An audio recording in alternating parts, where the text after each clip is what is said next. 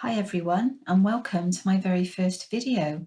This is my first YouTube video, and I'm shooting this from my therapy room here at home, which seems very odd because I'm not seeing clients face to face, but I am seeing my clients on the Zoom platform online, and it's working out remarkably well because it not only means that we're still making really good progress, which has even surprised me, but also that it's not causing the stress of having to travel to an appointment. People can do this from the comfort of their own home, and therefore they can make more time for it, which has proven to be really beneficial on both counts. So as I said, this is my first video, and this is video number 1 in a package of free resources that I've made available on my website for all of you to benefit from and enjoy as we go through these unprecedented times.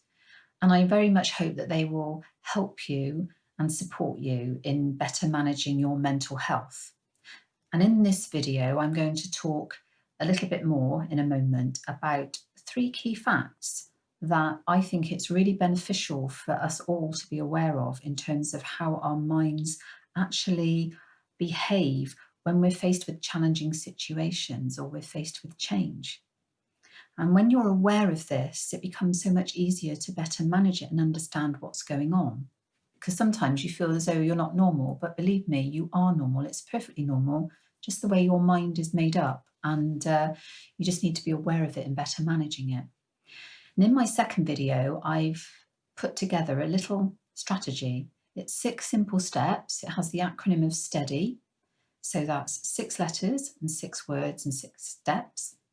And I just hope you find it a useful tool to support you if you're going into, if you're dealing with a bad situation or a negative person or anything like that, and those thought processes that you're engaging with are starting to get you down or get you upset. It's a good way of thinking your way through the problem rather than getting upset about it. And the third thing, that video is accompanied by a PDF version of the STEADY strategy so that you can print it, share it, download it for free. There's also a free MP3 relaxation recording. It's just a guided meditation, and I talk a little bit more about downtime later, but it's free to download, free to share. And this is my hope, that all of you just share these resources amongst the people you love and that you get some benefit from them. So I better introduce myself in that case. I'm Angie Hayes, and I'm a solution-focused clinical hypnotherapist. And I absolutely love what I do. I love it. I feel so privileged to be in the position to help people. It's my passion. And the solution-focused approach is something I'm so passionate about that I'm currently studying with Brief International and Elliot Connie to become a solution-focused brief therapist also. So I'm studying hard for my diploma in that now, and I will let you know when I've got it. But this approach is so effective, and it's been proven by research to be another extremely effective approach. It's not to say that other approaches are not successful or effective, but everyone has a different way of wanting to handle something. And if you've tried something else and it hasn't worked for you, then don't switch your mind off to this, because it has been proven to be extremely effective in helping people through all sorts of issues, relationship issues, traumas, all sorts of things. And the reason I love what I do is because I have seen so many people coming into my therapy room, or even I've been meeting them online, and they're so weighed down by life. Some of them are broken. And I'm just amazed. They amaze me. I'm in awe of these people because I see them transform themselves from that broken person back into that happy, courageous, vital and loving, beautiful person that they once were. Or maybe they've never been there, but they're quite capable of being. It's a privilege and it's an honor. And I feel grateful every day to be able to do this. What I love the most about this approach is that it doesn't seek to fix the problem. You are the expert on you, and only you, and you alone, are the unique, loving individual that you are that knows what you need to make you happy. You just lost touch with it, maybe. You just lost sight of what that is.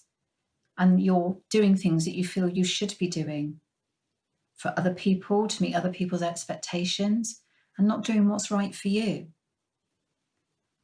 But what this form of therapy does is actually heal the person. It does not fix the problem, it heals you so that you can then fix the problem yourself and get your life back on track to where you need it to be. And that's why I love it so much, because it's all about the person and it's not about the problem. So anyway, enough waffle from me. Who are these resources designed for? Well, primarily they're designed for people who probably understand that they are starting to struggle with their mental health. They're feeling off, they're not feeling right. They maybe don't feel they need the help of a therapist, but some self-help and some information would be really, really useful. But this is certainly a strategy that you can use. This information is definitely going to help you. And maybe you don't have the time to commit, or the financial resources to commit to seeing a private therapist. But these resources may just help put you on the right road, and they might just help you to understand better what's going on and enable you to correct it now. And you may also be somebody who is just interested in how to better look after your mental health and that of those around you who you love. And this is ideal for you too. But if you are that person that's really struggling and you're locked into a negative mindset and negative behaviours that you don't want to be locked into, let me just say that making that first step to seek help is hard. And in a moment, I will explain a little bit more about why that actually is, and maybe it will help you to understand why you're struggling to seek the help you need to. But there are loads of lovely people out there who are equally as passionate to help you as I am. And when you're ready, any one of us will welcome you with open arms. You'll be safe and you'll be supported, and you can rest assured on that. Just before I launch into those 3 key facts, I would be really grateful if you would do something for me. I want you to start thinking about your brain as being just as vitally important as any other organ in your body. Your heart, your liver, your eyes. You know, we all know how to look after those things, don't we? And we would utilise any resources available to do that, but we kind of expect our minds to just take care of themselves. I know when I've had my own mental health problems in the past, I just thought my mind would take care of itself. I never really thought about it in that way. And you know, we need physical nourishments and we need emotional nourishments to look after those organs. So if someone has a heart attack, for example, yes, they may need an operation. It's a physical nourishment. They probably most likely will need to take medication. It's another physical nourishment because it's something that is easy to do and it's tangible. But what about those intangible things? As of the emotional nourishments, as I call them. So maybe you've had to quit smoking if you've had a heart attack, or lose some weight, or start exercising, and all those things are alien to you and you're finding them very, very difficult. But there are those people out there that manage to do that and turn their lives around, and they become confident, happy people because they actually achieved a change. But making those changes is hard, and I will be talking about that in these 3 key facts at the moment. But those emotional nourishments are so important. Why are they important? Because if you've never suffered from a mental health issue, it's really difficult for you to understand. You have those resources available at hand. You're used to tapping into them.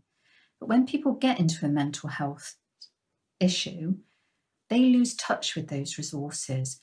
They lose touch with those emotional nourishments.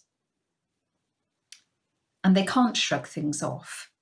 And they can't just talk themselves out of it. And before we know it, we're getting into a place where we feel we have no influence. So we either try and control everything around us, and this is where people get into the realms of OCD or eating disorders, or phobias are a great example. PTSD, you're trying to, you just feel out of control, but you're trying to control the environment so you don't go into that situation that makes you completely lose control. Or we go the other way. We get very low, we get very depressed, and we feel we have no influence at all, so we just give up and we withdraw. So it's vitally important to start thinking about your brain as being another organ of your body to be looked after and cherished and nourished. So I have a great saying. I always say this to a lot of people. When we get into an emotional or bad mental health state, we allow fear to take over. Essentially, to some level, we allow fear to take over. And when Mr. Fear walks through the front door, Mr. Logic and Reason flies out the back window. Okay? Happens all the time. We can't help it. It's the way our brains are made up. If we engage with that fear, if we engage with that negativity, we completely lose perspective. So this is a good time to get into those 3 key facts. And one of the most important ones is fact number 1. Control is a constant. Just remember those 4 words. Control is a constant. Control over ourselves, over our lives, and to some extent over our environments. And I don't mean we can change things that are way outside of our control, like this pandemic at the moment, for instance. But have you ever experienced really noisy neighbours on a regular basis? And if you have, then you'll understand what I'm talking about here, that frustration, that resentment, that anger, because you cannot seem to stop the behaviour from repeating itself and you can't get any peace. That's losing control of your environment. It's very important for us to feel we have that safety and we have that influence. As I said earlier, losing control is scary. And when we get into that emotional state, we feel out of control. And if we look at COVID-19 as a perfect example, as I said earlier, the lockdown is easing. There's a lot more ambiguity around the rules and people are interpreting the rules very differently to one another. Well, why is this? Some people think that lockdown was really over the top. Other people think that it wasn't over the top enough and that the lockdown is being eased too quickly and we're heading straight into a second wave of infection. We don't know whether that's true or not. Either way, do we? Time will tell. But this is all down to risk appetite. Now, I'm not here to judge anyone for their risk appetite. That's entirely personal to you. But some of us have a very low appetite for risk and some of us have a very high appetite for risk. We're just not bothered by things. We'll just take the punches as they come and roll with them. And that's the whole point here about risk appetite. I don't want to sound preachy and that's not my intention, but if you have a high appetite for risk, you've got to understand that the outcomes can be much broader. They can be very negative as well as very positive. And you just need to be prepared for that and not be surprised when you get that outcome. And it's about taking responsibility for the choices that you make. So being in control is so important because if we can maintain that control, we tend to make better choices for ourselves, choices based on logic and reason and not emotion, if you like. And if we look at the situation with parents at the moment, what a dilemma for you guys. Do I send my children back to school or not? It must be so hard. Some of you have no choice because you have to work. Some of you would not send your child back to school in a million years at the moment, and that's fine. And some of you might just say, well, I'm going to see how it goes. And if everything seems safe, then I might do it then. None of you are wrong. Don't compare yourself to anyone else. Go with your gut because you need to feel in control of this and you need to do what's right for you and your family. So do not compare yourself with anyone else. So there's two very important components that go hand in hand with control. And they're equally important: choice and perspective. Okay? Believe it or not, no matter how bad things are, you always have a choice. For example, if you're in a really bad argument with somebody, or somebody's really rude to you in a work meeting, and I have done this, I've walked out, said, we're not going to get anywhere having this conversation, so I think it's best that I leave. You can choose to stay there and get annoyed, or you can choose to take control of the situation and walk out and come back and have the conversation when everyone is calm and sensible and has stopped being rude to one another. Watching the news, if it's starting to wind you up, switch it off. You have a choice. We don't always exercise those choices because we worry about what other people will think. But if you're starting to feel upset or angry or off with a situation, you always have a choice. And if you can remember that, you'll maintain perspective.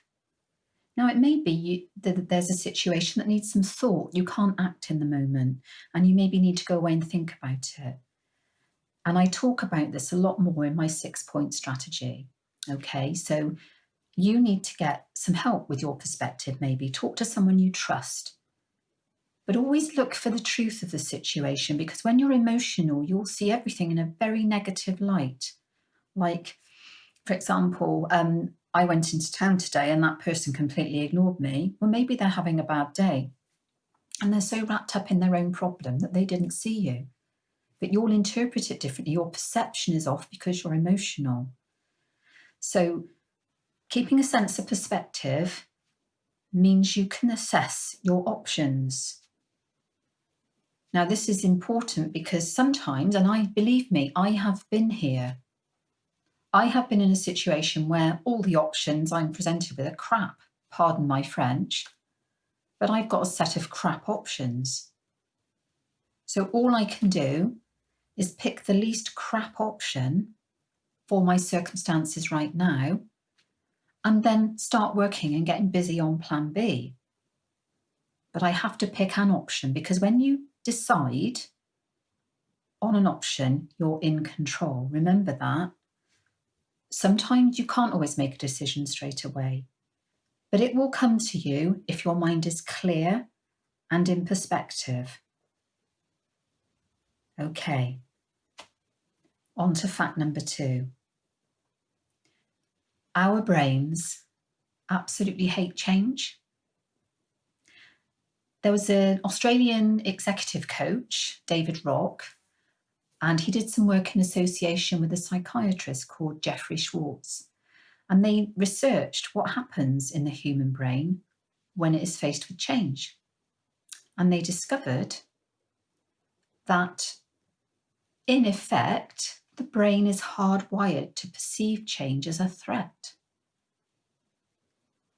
And it's probably really difficult to imagine that and get your head around that at the moment, but let me try and explain it to you in this way.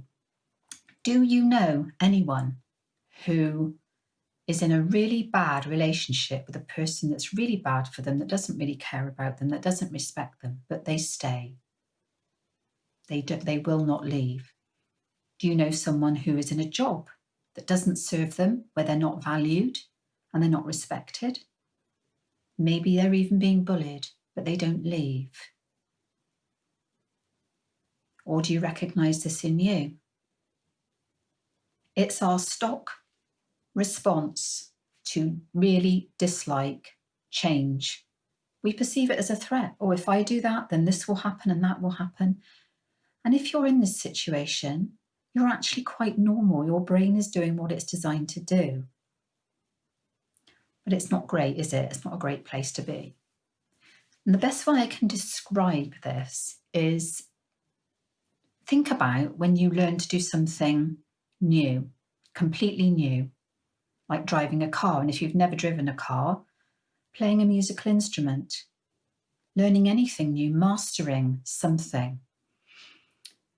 When you first started, you had to really focus. It was hard.